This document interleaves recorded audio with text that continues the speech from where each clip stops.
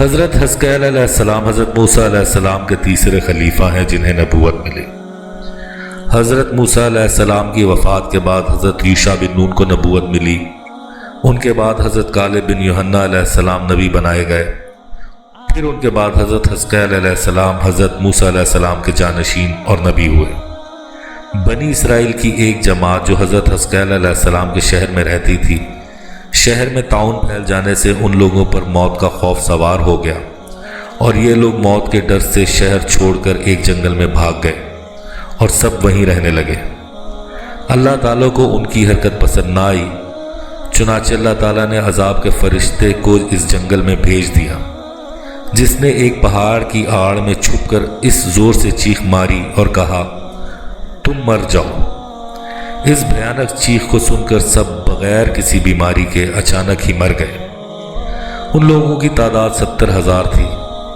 ان مردوں کی تعداد اس قدر زیادہ تھی کہ لوگ ان کے کفن دفن کا کوئی انتظام نہ کر سکے، اور ان لوگوں کی لاشیں کھلے میدان میں کفن کے بغیر 8 دن تک پڑی پڑی سڑتی رہیں۔ بے انتہا تعفن اور بدبو پورے جنگل بلکہ ان اطراف میں بھی پھیل گئی۔ کچھ لوگوں نے ان لاشوں پر رحم کھا کر ان کے چاروں طرف دیوار اٹھا دی تاکہ درندے ان لاشوں کی بے حرمتی نہ کر سکیں۔ کچھ دنوں بعد حضرت حزقیل علیہ السلام کا گزر اس جنگل میں ان لاشوں کے پاس سے ہوا۔ اپنی قوم کے 70,000 انسانوں کی بے کفن لاشیں دیکھ کر ان کا دل بھر آیا۔ انہوں نے اللہ تعالیٰ سے دعا مانگی، یا اللہ، یہ میری قوم کے افراد تھے جو اپنی نادانی سے غلطی کر بیٹھے کہ موت کے ڈر سے شہر چھوڑ کر اس جنگل میں آ گئے۔ یہ سب میرے شہر کے باشندے ہیں، ان لوگوں سے مجھے محبت تھی۔ افسوس کہ میری قوم ہلاک ہو گئی، اب میں بالکل اکیلا رہ گیا ہوں۔ اے میرے رب، یہ وہ قوم تھی جو تیری حمد کرتی تھی اور تیری توحید کا اعلان کرتی تھی۔ حضرت حزقیل علیہ السلام ابھی دعا میں مشغول تھے کہ وحی اتری، اے حزقیل، آپ فرما دیجئے کہ اے ہڈیوں، بے شک اللہ تعالیٰ تم کو حکم دے فرماتا ہے کہ تم اکٹھا ہو جاؤ۔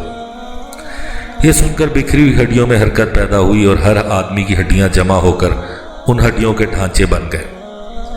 پھر وحی نازل آئی، اے حزقیل، آپ فرما دیجئے کہ اے ہڈیوں، تم کو اللہ کا حکم ہے کہ تم گوشت پہن لو۔ یہ سنتے ہی فوراً ہڈیوں کے ڈھانچوں پر گوشت پوست چڑھ گیا۔ پھر تیسری بار وحی نازل ہوئی، اب یہ کہہ دو کہ اے مردو، خدا کے حکم سے تم سب کھڑے ہو جاؤ۔ چنانچہ آپ نے یہ فرما دیا۔ آپ کی زبان مبارک سے جملہ ادا ہوتے ہی 70,000 لاشیں پل بھر میں یہ پڑھتے ہوئے کھڑی ہو گئیں، سبحانک اللہم و بحمدک ولا الہ الا انت۔ پھر یہ سب لوگ جنگل سے روانہ ہو کر اپنے شہر میں دوبارہ آباد ہو گئے اور اپنی عمروں کی مدت بھر زندہ رہے۔ لیکن لوگوں میں اس موت کا اتنا نشان باقی رہ گیا کہ ان کی اولاد کے جسموں سے سڑی ہوئی لاش کی بدبو برابر آتی رہی، اور یہ لوگ جو کپڑا بھی پہنتے وہ کفن کی صورت میں ہو جاتا۔ جس طرح قبر میں کفن میلا ہو جاتا ہے، ایسا ہی میلا پن ان کے کپڑوں پر نمودار ہو جاتا تھا۔ یہ اثرات آج تک ان یہودیوں میں پائے جاتے ہیں جو ان لوگوں کی نسل سے باقی رہ گئے ہیں۔